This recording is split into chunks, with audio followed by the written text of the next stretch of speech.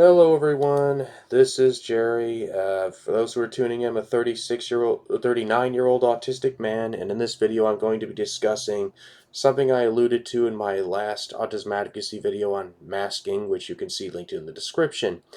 Now, in some of my more recent videos, I've criticized the politicization of the autism community, with me primarily focusing on the neurodiversity movement, which I've expressed concern in becoming too dogmatic due to their overcorrections of prior excesses in the old medical model and their single-minded obsession with toxic identity politics and misguided support for self-diagnosis.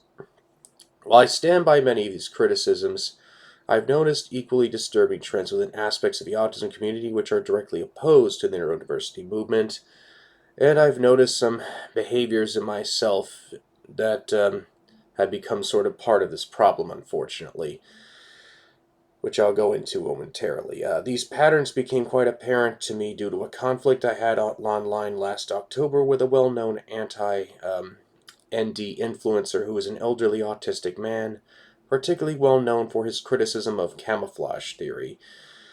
The fake friends I had to block due to their appalling behavior in this conversation I mentioned in my prior video, and one other person I barely knew at all.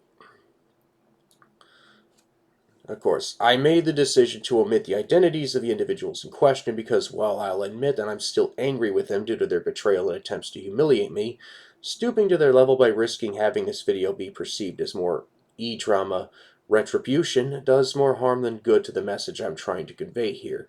If any of you discover the identity of those in question somehow, please do not cyberbully or harass them. I originally intended to show the screenshots in the video itself, but decided not to because the additional focus necessary began to undermine much of the healing I'd gone through since this incident. I will, however, have them linked in a document, which is of course in the description of this video. I bring this up not to air dirty laundry, but to give examples through my own personal experience and how toxic things have become. Also included in the document are maybe a couple of additional posts unrelated to the thread in question. In addition, from that same individual, in addition to maybe one or two from some others, giving some further context. Now, the incident began after I saw a post from said influencer. Now, in the post, he criticized a psychotherapist he deemed a neurogrifter for taking a study about this out of context by claiming this study demonstrated gender differences in ability to mask between autistic males versus autistic females. I responded to this post saying that the psychotherapist was wrong in not being truthful, but that social camouflage theory still had some validity to it. Now, for those of you unfamiliar with social camouflage theory, I posted a video about it, of course, recently again, just a reminder. To sum it up, though, according to social camouflage theory, people put on social camouflage or mask by mimicking the behavior of others to fit into society, and that this is more difficult for autistic people in particular due to requiring more concerted effort, and that doing this too much can sometimes lead to negative mental health consequences like depression and burnout. The conversation was civil at first, with a bit of back and forth between me and the OP, though it unfortunately did not take long for the conversation to take an increasingly ugly turn. Needless to say, this and more subtle efforts to impugn my personal integrity, like claiming my experience were merely subjective ones I was using to make baseless claims, angered me. Though what also didn't help was a prior exchange I had with one of these so-called friends involving homophobic claims alleging that homosexuality was a mental disorder. I had already lost most of my respect for this person by then, and the disrespect I was shown merely was the straw that broke the camel's back. I threatened to block her, but in hindsight, I should have just done it without the warning, and better yet, probably should have done it after that prior incident. He responded by posting a screenshot proving I blocked her, and then retaliated by blocking me as well, which honestly is just fine by me. The OP became increasingly hostile as well, with him joining in on this schoolyard bully-style dialogue. Started by this guy I only previously interacted with once, with this reaction making me decide to ignore him from now on. He said that I sounded hormonally imbalanced and engaging in histrionics as if to imply I'm some effeminate soy boy overreacting and throwing a temper tantrum. Needless to say, Mr. Random Nobody was the next person to get blocked. I asked the OP a simple question in good faith. A man old enough to be my father. I asked if social camouflage theory was as nonsensical as he claims, that what exactly was the cause of the mental health struggles I mentioned that occurred due to the mental exhaustion from high masking. His response was that it was probably a placebo effect, which confused me and made me ask for some clarification due to the term usually being used to describe a positive effect rather than a negative one. He claimed I knew what he was referring to, implying I was playing dumb as part of some obfuscation. In other words, my struggles with masking didn't exist because I just imagined them. It was all in my head, but of course it gets worse. The most hurtful claim of all was made by another false friend that my arguments supposedly showed the same callous disregard for the truth as refrigerator mother hypothesis did. And for those unfamiliar with that, it was a commonly held belief even among many doctors in the 50s and 60s was that autism was caused by cold, uncaring mothers. When I asked why such a comparison was made, it resulted in her doubling down. Though I'd remained civil to that point despite the bullying, I did lose my temper for a brief moment and said F you too and blocked her and decided to stop responding to that thread and block anyone who attempted to continue to participate in that fiasco. Now that the context has been established, there is the question of why they reacted this way. Now, there's a culture war within the autism community that's both part of the broader culture wars as well as its own thing. Now, my recent videos criticizing self diagnosis, the neurodiversity movement as a whole, and the forced teaming of autism and LGBT criticizes are rather one side of this culture war. The reason for this seeming one sidedness on my part is not because I believe one extreme should be given a pass, but for the practical reason of one side of this culture war having much more institutional backing and prominence than the other. As I've said in some of these videos, one of the main reasons which prompted me to jump into the fray was because my concern that it would lead to an equally destructive overreaction. What I did profoundly underestimate, however, is the degree to which this overcorrection would be driven by aspects within the autism community itself. Part of the reason I underestimated this is because, just like those who attacked me, I let my own anger cloud my judgment and thus, to an extent, became part of the problem. While I stand by most of what I've said in my videos, it's my social media presence that had me going off the proverbial deep end, by often being as bad or as who I was criticizing. Rage and fear consumed me to such an extent that I believed engaging in bullying and harassment campaigns against those who self-diagnosed especially was justified because I believed in my own mind the ends justified the means, that I must shame and humiliate these people to get them to stop. I saw them as people who deserved whatever I dished out.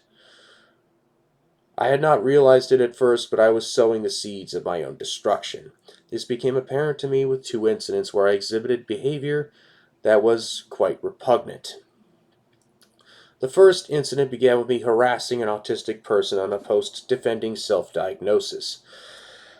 The situation began toxic and went further downhill fast, with me referring to self-diagnosis as the autistic equivalent of blackface.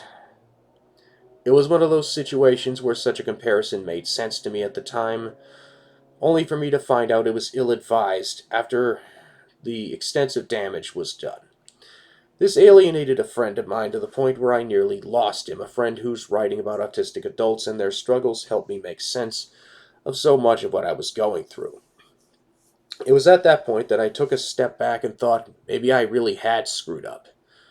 So I stepped away from that conversation, confided in another friend of mine who's also autistic and who is black, and to ask him if I'd really, in fact, crossed the line with that comparison, and he was a bit shocked at what I had said and scolded me in a slight, basically, what were you thinking kind of way.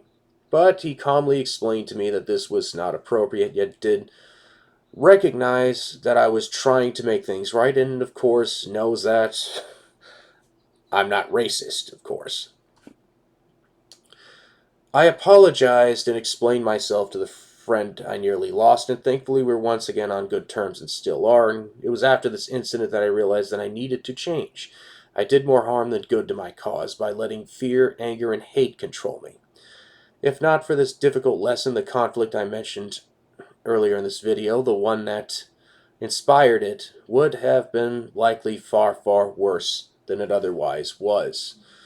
What I was originally going to say in that thread was much worse. What I was originally going to say in this video was much worse. So I still have some work to do, admittedly. But this last example, while not as bad as others, but was a matter I didn't handle all that well. It was reminiscent of the incident which inspired this in the social camouflage video, in the sense that I felt my concerns and personal integrity were unfairly attacked. In this incident, I was accused of faking being autistic because I was apparently too high functioning, according to her, to possibly be autistic. I've been insulted on matters far worse that were unrelated and rather trivial, and was able to laugh them off, but something about matters like this is enough to bring out my cruel and vindictive side, much like how what I said in the social camouflage thread brought out the cruel and vindictive side of those who disagreed with what I had to say. The reason for this is simple yet complex. It's fear. Those who attack me are terrified. Terrified if lower supports needs autistic people have a voice, that it automatically means that their voice gets taken away. Just like how I was afraid that if such a false accusation goes unchallenged, it will result in my own voice being taken away. That's the reason for this culture war. Fear manifesting itself as anger, which in some cases, such as among those who attack me, unfortunately manifests itself as ableism. This, of course, does not mean that they don't have their legitimate concerns or that I don't. It simply means that we must handle them far better than we have been. Some, mostly those in the neurodiversity crowd, are under the false impression that autistic people are somehow more morally upright than others. But I'm here to say unequivocally that an autistic person who's high functioning enough to understand basic right and wrong is just as capable of being a horrible person as anyone else who's able to understand right and wrong. This does not mean everyone in this culture war is a horrible person, but it does mean that it can bring out a nastiness, even in good people, that is ordinarily out of character for them. More disturbingly, though, it can corrupt good people into committing evil in the name of some misguided crusade by turning concerns into some de facto religious cult. Many autistic people fall prey to black and white thinking, which feeds into much of this. Autistic people aren't the only ones who can fall prey to this cognitive bias, and I've been guilty of it, as I've alluded to. But though it's an uncomfortable fact for any of us to admit something, autistic people are more likely to suffer from than the general public. The reasons for this are beyond the scope of this video, or at least the more specifics, but one of the main reasons from it stems from struggles with empathy, particularly cognitive empathy. Now, this doesn't mean that autistic people are cold, emotionless monsters, of course, as empathy itself is a complex topic, again, left for another video, but these days, politics are in almost everything. It's caused people to be far less patient and trusting of others than many of them would otherwise be. As I explained in my prior videos, the neurodiversity movement, as it's currently understood, is a partisan political movement, with most of them being on the radical left. The opposition, however, is much more ideologically diverse, with many on the left and the center. I've noticed that the more regressive elements in this opposition, the ones I'm criticizing, the ones that concern me, tend to be on the reactionary right more often than not. But what's the solution to all of this? The specifics are best saved for another video, as this one has gotten long enough, but I'll say this. The autism movement must be one which includes autistic people on all ends of the spectrum, as well as the voices of mental health professionals, loved ones, and caregivers. The neurodiversity movement, as it currently stands, favors lower supports needs autistic people at the expense of higher support needs autistic people, while some in the opposition favor higher support needs autistic people at the expense of lower support needs autistic people, often by profoundly underestimating how much many lower support needs autistic people struggle, as well as having some undue suspicions of late diagnosed autistic people. While admittedly I don't have all the answers, I do know that there's a better way, and hope to start a much needed conversation about how to accomplish this in another video.